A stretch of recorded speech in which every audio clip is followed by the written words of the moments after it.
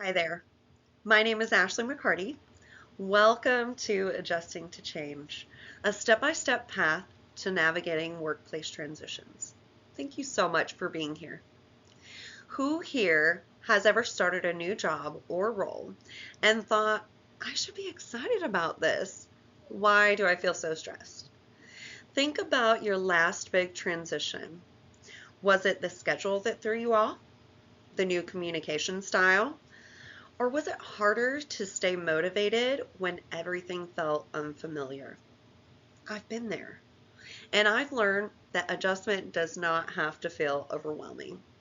Today, I'm going to walk you through a step-by-step way to adjust to change, whether you're transitioning to remote work, moving into a new role, or navigating a shift in how you work. We'll start with your buy-in, which is understanding what's really changing and why it matters to you personally. Then we'll move into the practical routines that actually make the change stick. Let's start with the foundation. Adjustment begins by understanding what's changing and why it matters to you personally. This is where the ADKAR framework comes in. It's a step-by-step approach to individual change. The first step is clarity or awareness. In corporate life, the structure is built for you. Meetings are scheduled, office hours are set, quick check-ins at your desk. Remote work can feel like freedom until it feels like you're floating. You're not sure where to start your day, when to stop, whether you're actually working or procrastinating. Get clear on what isn't working in the old setup and what you're moving toward in the new one. For me, that meant recognizing that corporate life gave me structure, but it also kept me in a commute, in meetings that could have been emails, and disconnected from the autonomy that I really wanted. Remote work promised flexibility and freedom, but I had to be honest about the trade-offs. Ask yourself, what specifically is changing?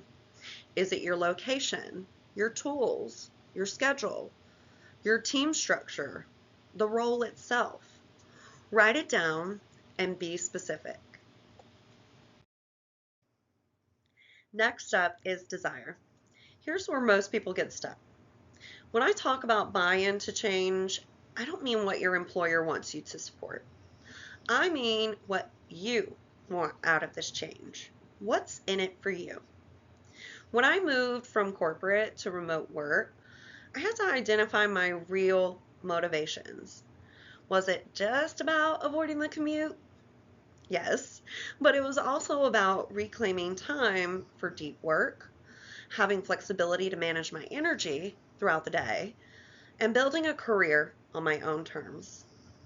Those motivations became my anchor when the adjustment got hard. Your motivation might be a little different. It could be career growth, work-life balance, values alignment, or the ability to focus without constant interruptions. Whatever it is, be sure to write it down. Come back to it when you doubt yourself. Now that we've talked about what's changing and why it matters to you personally, let's shift into the part that makes this change stick, your knowledge and ability. This is the day-to-day work. Once you have buy-in, the next question is, what do you need to learn? What skills do you need to practice? And when I say learn new skills, I'm not talking about being perfect. I'm talking about building a few reliable habits you can repeat. For remote work, that might mean mastering your communication tools, like learning how to use Slack, email, or video conferencing in ways that keep you connected without overwhelming you. Here's what nobody talks about enough. Most people don't struggle with the job itself. They struggle with the lack of boundaries.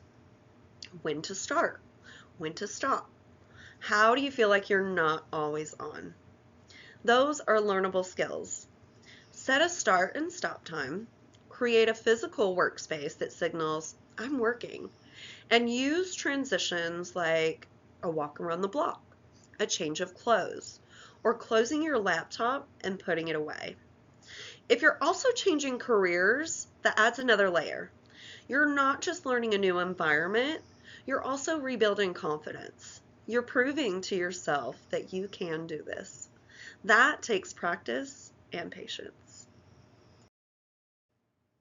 Finally, here's the truth.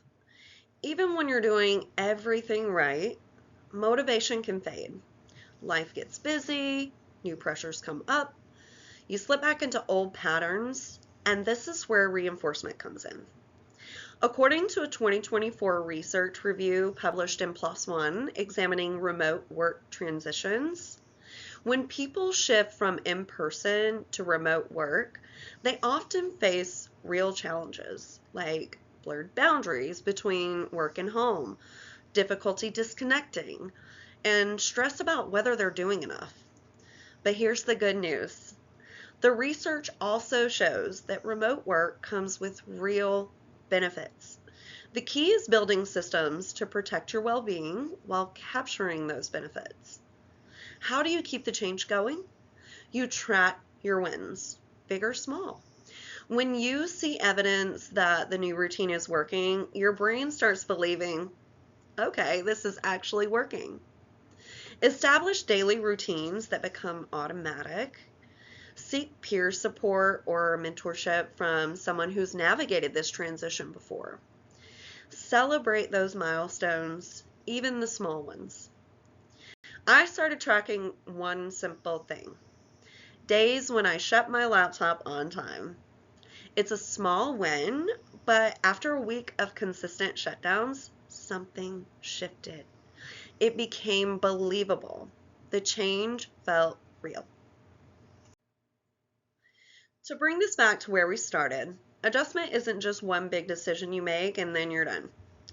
It's a series of small choices you repeat until the new normal feels natural. You start with awareness, getting clear on what's changing. You build desire, identifying why this change matters to you personally. You develop knowledge and ability, learning and practicing skills that support the new way. And then you reinforce it, building systems that keep the change going even when it gets hard. Before we wrap up, I want to challenge you with this. Choose one step from what I talked about today. Maybe it's writing down what's changing for you. Maybe it's identifying your personal motivation. Or maybe it's designing one boundary that protects your time. Just one step. Because here's what I know. Change becomes easier when it becomes actionable. And change becomes sustainable when it becomes a habit. So pick your one step, try it this week, and notice how the small choice ripples into something bigger. Thank you.